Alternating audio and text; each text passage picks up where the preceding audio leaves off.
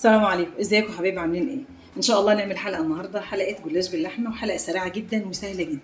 معانا لفه جلاش اللي هي نص كيلو، ومعانا زيت، ومعانا لحمه متعصجه عادي جدا، وموجوده على القناه، اللي حابب يشوفها هي موجوده على القناه، وهبقى اقول لكم عليها برضه.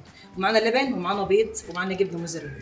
يلا بينا نخش في الحلقه ونسمي بسم الله، ويلا بينا نشوف هنعمل ايه. لو هي مقطعه عندك ماشي، هنمسكها نقطعها كده، نقطعها كده، نقطعها كده.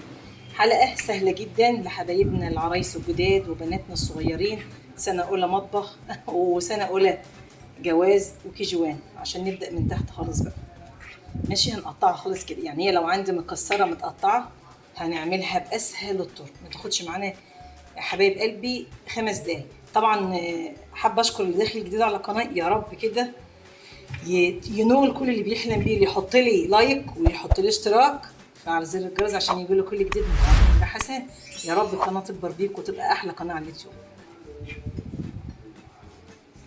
زي ما تشوفوا اهي، انا عايزاها كده كده، عايزاها كده، ولا اروع ولا احلى، ولا هنقعد نقول نفرد ونعمل. سريع سريع اهي.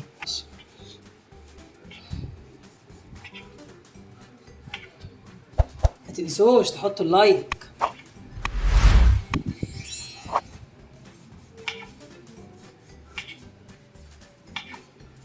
جلاش باللحمه ان شاء الله. اهي نعمل ايه بقى؟ نمسكها نفردها كده اهي اهي، عشان لو في حاجه لازقه مثلا في بعضها او كده، لان دي كانت عندي في الفريزر.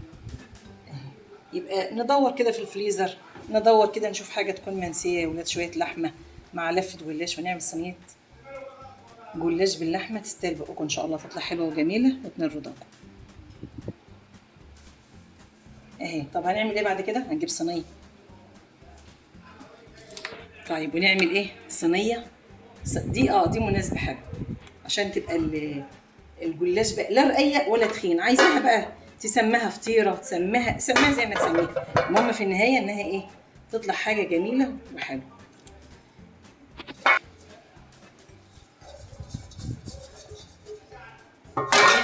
هنعمل ايه؟ هنقسم الجلاش بالنص. ايوه كده، تمام اهو اهو. ماشي يا بنات اهو.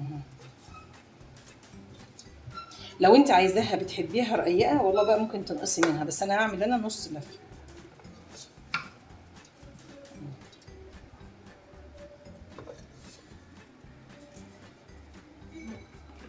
اظن بقى مفيش اسهل من كده، ولا نقعد نفرد ولا نقعد نعمل ونقعد اهو.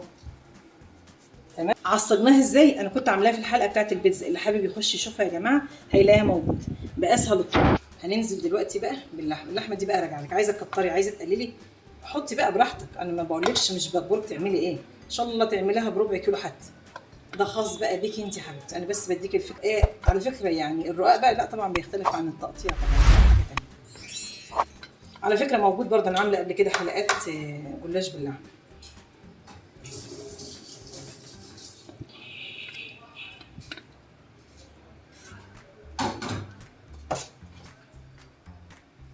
خلصنا كده اللحمه يا بنات، هنحط بقى ايه الطبقه التانيه. هتقسمي اللفه نصين وانت بتقطعيها عشان تعرفي المقدار بتاعها. تمام.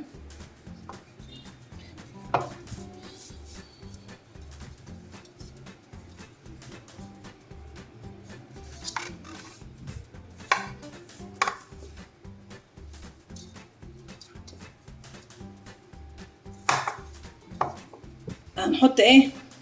كوبايه مج لبن، مج كبير، عليه 3 بيضات، ده بيض بلدي. طب لو انا عندي بيض اللي هو بتاع المزارع يبقى بيضتين، لان البيض المزارع بيبقى كبير شويه. تمام. زي ما قلت يا بنات، كوبايه مج لبن عليه 3 بيضات، انا حاطه بلدي لانه صغير. طيب لو انت عندك البيض اللي هو بتاع المزارع هتحط بيضتين. طب هنحط ايه على اللبن ده عشان يبقى الزفر؟ هنحط نص معلقه اللي هي الايس كريم، فلفل اسمر. وبص بقى كمان اجمل بقى مفيش بعد كده، ومعلقه قرفه صغيره. ده هيتحط اهو على صينيه ايه؟ على صينيه الجلاش. ماشي، تضربهم كويس عشان هتحطيه على ايه؟ على الجلاش، على صينيه الجلاش بتاعتك. مج كبير على بيضتين كبار. ما فيش عندك بيض كبير، عندك بيض بلدي حط 3 صغيرين. تمام. هخلص بقى وارجع. بقى كده يا بنات هنعمل ايه على الجلاش بتاعك بقى بالراحه كده. ايوه بص كده اهو اهو. القرفه اجمل حاجه تحطيها للبيض، سواء بقى عندك بتعملي اي حاجه اللي هي الاكل مش الحلويات. وعلى فكره برضو القرفه بتخش في جميع كل حاجه في الحلويات، مش في جميع يعني في حاجات كتير، بس هي من اجمل حاجات القرفه جدا، جميله جميله بجد. ده مك لا تانية اللي هي الجبنه الموزاريلا، بس انا مش هحطها دلوقتي، انا هحطها قرب ما تيجي تاخد لون على الوش اقوم حاطها. هوريها لكم امتى. قبل ما تخش الفرن يا بنات هنقطعها. هي دلوقتي تبقى طريه جدا، بالراحه عليها كده. طب لو انت مثلا عاملاها وهتقعدها في التلاجة، يعني يفضل ان انت ما تقطعهاش. طب اقول حاجه، احنا هندخلها ولما تطلع انها بتقطع. بصوا هنقطعها اهي بالراحه، بالراحه عليها، هي بتتقطع مش هتاخد منك حاجه اهي. ولما تطلع برضو برجع تاني عيد عليها يعني عادي اهي.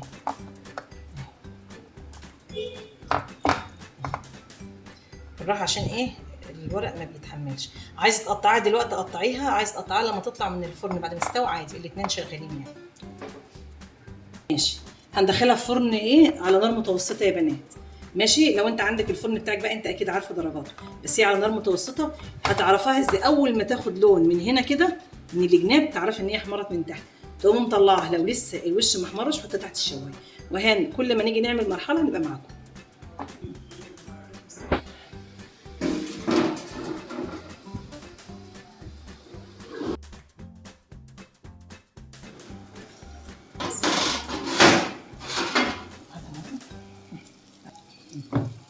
هي بدأت تحمر هنا من الجنابه اهيت. هنبدأ بقى دلوقتي نحط عليها ايه الجبنه.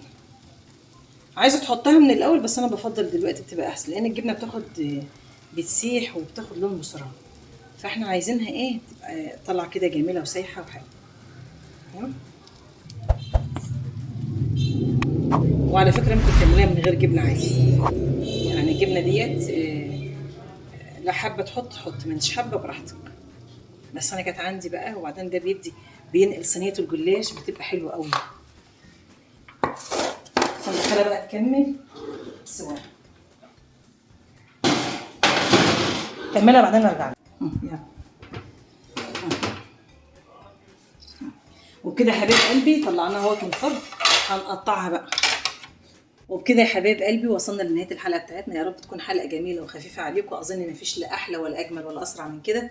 صينيه جلاش في 5 دقايق بتكون عاملاها. ما تنسوش تعملوا الاشتراك وتفعلوا زر الجرس عشان يجيلكم كل جديد من